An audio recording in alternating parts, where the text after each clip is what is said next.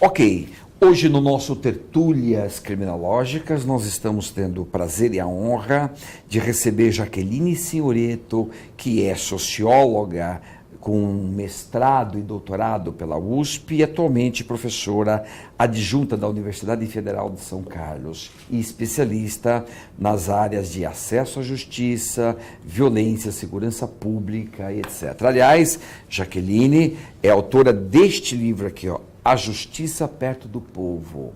Este livro que foi publicado pela editora Alameda e está aqui um livro extraordinário que nós recomendamos porque tenta fazer aí essa democratização da justiça, tão sonhada democratização da justiça que nós não temos conseguido no nosso país. Pois bem, Jaqueline, estratégias, as violências, por que este ano explodiu a violência em São Paulo? Onde rompeu este vínculo, este acordo, ou este, digamos, o respeito mútuo polícia e PCC, onde rompeu, e depois as políticas daqui para frente, políticas de prevenção, o que fazer, acordo ou não, ou manter este acordo que tem polícia e PCC dentro dos presídios. Esse acordo está bem, mas na rua não funcionou isto. Pois é. Você me perguntou no outro bloco sobre essa estratégia do combate, certo? E você me pergunta agora o que foi que rompeu. Eu não acho que houve um rompimento. Essa estratégia do combate, ela vem sendo posta em prática desde sempre, desde o aparecimento do PCC, e principalmente na reação aos ataques de 2006, certo? Onde, desde então, o número de mortos pela polícia tem atingido um patamar, ele tem ficado estável, e com o declínio geral das taxas de homicídio no estado de São Paulo como um todo, o número de mortos pela polícia tem atingido 20%. Isso quer dizer que de cada 5 pessoas que são mortas no estado de São Paulo hoje, uma foi morta pela polícia. É uma taxa muito alta, né, que não existe uma sociedade democrática que tenha condição de conviver com isso, né? E existe um instrumento jurídico particular que permite, né, que o Estado legitime esse estado de coisas, que são os autos de resistência. Certo? Então, se elabora um instrumento jurídico, né, onde a verdade dos policiais que operaram aquela situação vai ser registrada, e isso não vai ser apurado pelas instâncias judiciais. O Ministério Público arquiva esses casos, certo? Sobre a alegação de estrito cumprimento do dever. Ora, se o estrito cumprimento do dever da polícia é matar 20%, né, provocar 20% dos homicídios numa cidade, ora, para que será que serve a polícia? Certo? Então, essa estratégia do combate, ela tem sido contínua há muitos anos, né? Então, não chegou a haver um pacto e nenhum acordo, né, entre a organização do crime ou as organizações do crime e a polícia nesse sentido. Sempre houve uma disposição de confronto. Certo? O que tem acontecido ultimamente é que, apesar dessas organizações criminais terem desenvolvido métodos alternativos de administração de conflitos, vamos dizer, internos, né, a conflitualidade em relação à polícia ainda tem sido administrada de maneira violenta e, sobretudo, da polícia também em relação ao combate do crime. Só que o combate que é feito pela polícia dessa modalidade criminosa não é dirigida a líderes de quadrilhas, não é dirigida, quer dizer, não existe uma ação de inteligência, né, ou de seleção de alvos muito estudados, etc. O que acontece é que você vê ações policiais, né, agora nós voltamos a contabilizar novamente, que era uma coisa que tinha desaparecido do nosso cotidiano, contabilizar chacinas nos bairros de periferia de São Paulo. Né. Esse ano de 2012, lamentavelmente, é o ano do retorno das chacinas. Né. E nós não podemos nem afirmar que são policiais que estão por trás dessas chacinas, porque o modelo é um motoqueiro encapuzado, né, que passa na frente de um estabelecimento prisional e metralha simplesmente. Pode ser policial e pode não ser. Todas as pessoas que estão lá dentro, né? Então, esse modelo de combate violento ao crime, que não tem sido desestimulado pela polícia, né? Isso é importante que se diga, porque não conhecemos ações de investigação e de desmobilização dessas formas criminais que sejam precisas, né?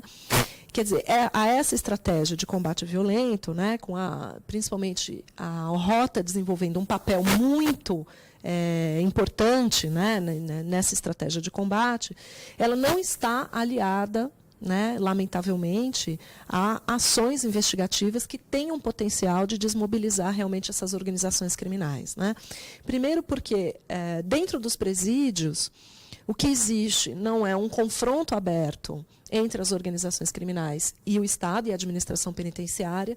O que existe é uma colaboração com um discurso de oposição, certo? Um discurso de resistência. Então, existe uma resistência discursiva, quer dizer, falam-se muito, usam-se símbolos, né, de confronto dentro dos presídios, principalmente da parte dos presos em relação à administração, mas, na verdade, o que há é que esta gestão que é feita pelas organizações criminais dentro dos presídios, ela é muito útil para a administração penitenciária, né, que tem conseguido inaugurar presídios numa velocidade muito grande, que tem conseguido colocar um contingente muito grande de pessoas, quer dizer, em uma década, o Estado de São Paulo quadruplicou o número de presos. Isso não teria sido possível se os presos não estivessem, de certa forma, colaborando para a expansão da instituição disciplinar, certo? Se eles estivessem, de fato, confrontando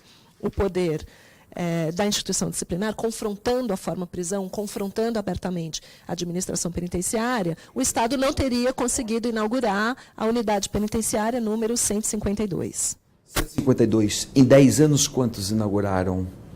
Uns 100, mais ou menos, Olha, não? eu não saberia te dizer, mas quadruplicou o número de presos, né? E principalmente em cidades do interior de São Paulo, né?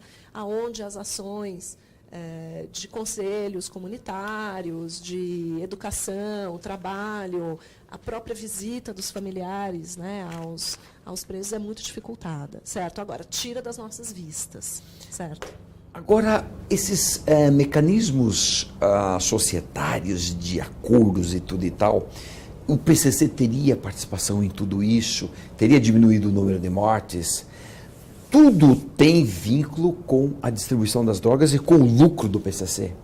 Será que isso é verdade? Tem vínculo, mas fica faltando para nós conhecimento de ações do Estado que tenham combatido o crime nessa direção, né? Então, nós sabemos que existe o combate militarizado, nós sabemos que existe o aprisionamento de pequenos traficantes, né? Então, as pesquisas que nós temos conhecido, existem 2 pesquisas recentes a esse respeito, uma do Ministério da Justiça e a outra do Núcleo de Estudos da Violência da USP, que tem mostrado que o grande crescimento de pessoas aprisionadas são de pequeníssimos traficantes. Isso. Pequeníssimos, assim, de coisa de gramas, certo? 50 gramas, 30 gramas, coisas muito pequenas. 100 gramas, assim, né, já é a exceção, certo? Então, é um aprisionamento em massa de pequenos traficantes, certo?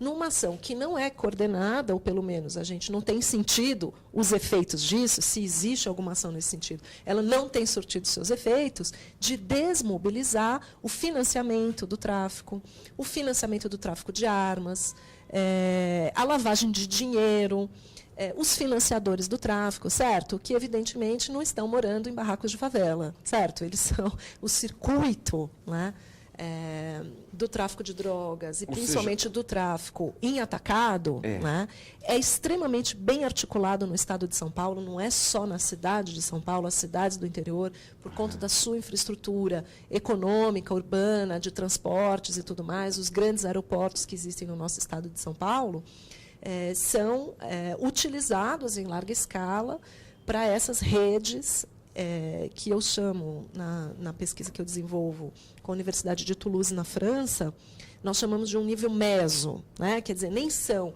os grandes fluxos de drogas, da gente dizer, sai da Colômbia e chega na Europa. Sim, mas como que isso se estabelece? Né? Isso se estabelece através de um nível meso, né, de redes criminais muito bem organizadas, que passam totalmente ao largo da atuação da polícia, né, e que são estruturadas em torno de empresários, de atividades ilegais, mas de alto escalão, certo? E que não são correspondentes a esses pequenos traficantes que estão sendo visados pelo sistema de justiça criminal, certo? Nessa forma, nessa modalidade de repressão, vamos dizer assim, clássica do crime através do processo penal e do aprisionamento, né? Então, nós temos essas duas estratégias, vamos dizer, concorrentes, né, dentro daquilo que o Estado faz para combater o crime, mas nenhuma delas tem tocado na questão, né, do grande tráfico e tem conseguido desorganizar essa economia criminal, né? Nem o combate militarizado tem tido esse efeito, porque está localizado, né, em promover uma mortandade nos bairros populares, que não necessariamente vai ter um efeito de desmobilização disso, e a estratégia de combate, de repressão ao crime através do processo penal clássico, quer dizer, prender um traficante, promover um processo penal e levá-lo à cadeia com uma condenação, também não tem esse efeito, porque 70% dessas prisões, do crescimento, né, desse encarceramento, tem focalizado pequeníssimos traficantes. Né? E a lei de drogas, que foi recebida, né, pela comunidade jurídica como sendo um instrumento avanço, que teria, né, uma potencialidade de descriminalizar o uso, na verdade, acabou, né, trancafiando os pequeníssimos traficantes, né, sem ter qualquer efeito, né, de desmobilização de uma economia criminal que vai muito bem, obrigado. Sim, nós temos as nossas estatísticas, dão conta de 24% dos presos do Brasil hoje são relacionados com o tráfico de drogas.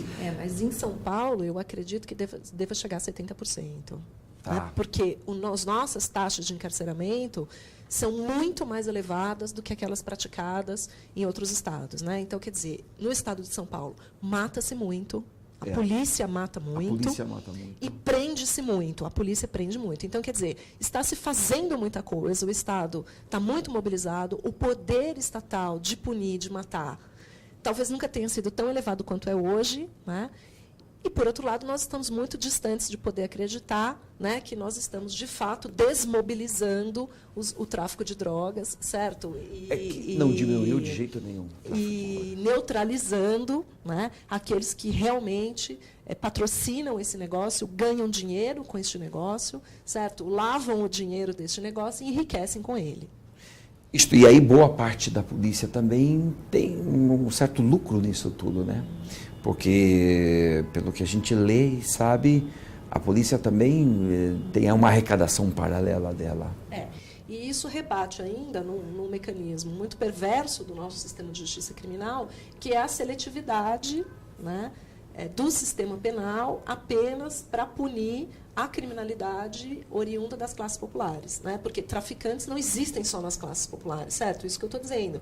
Pessoas que lavam dinheiro do tráfico de drogas não estão morando na favela, certo? Estão sendo muito bem remunerados para fazer essa atividade da economia, porque ela não existiria se não desse dinheiro para as pessoas, certo? Só que o foco do nosso sistema criminal, né, que em parte tem a ver com as negociações informais e ilegais feitas, né, pela polícia, mas também em parte tem a ver com os mecanismos perversos de desenvolvimento do nosso sistema criminal, certo? Onde o acesso à justiça é comprometido, né, principalmente para o réu que está preso, né, que aqui no Brasil não existe presunção de inocência, existe presunção de culpa. De culpa, está invertido, né? Né?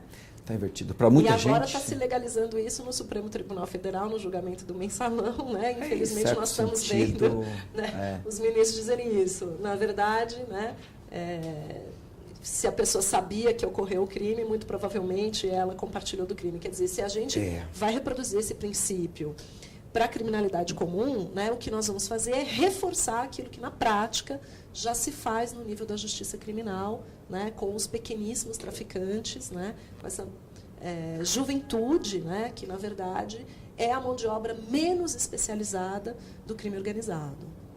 Sim. E você está fazendo um trabalho agora lá na Universidade de São Carlos, com uma equipe sua, tentando trabalhar todas essas questões.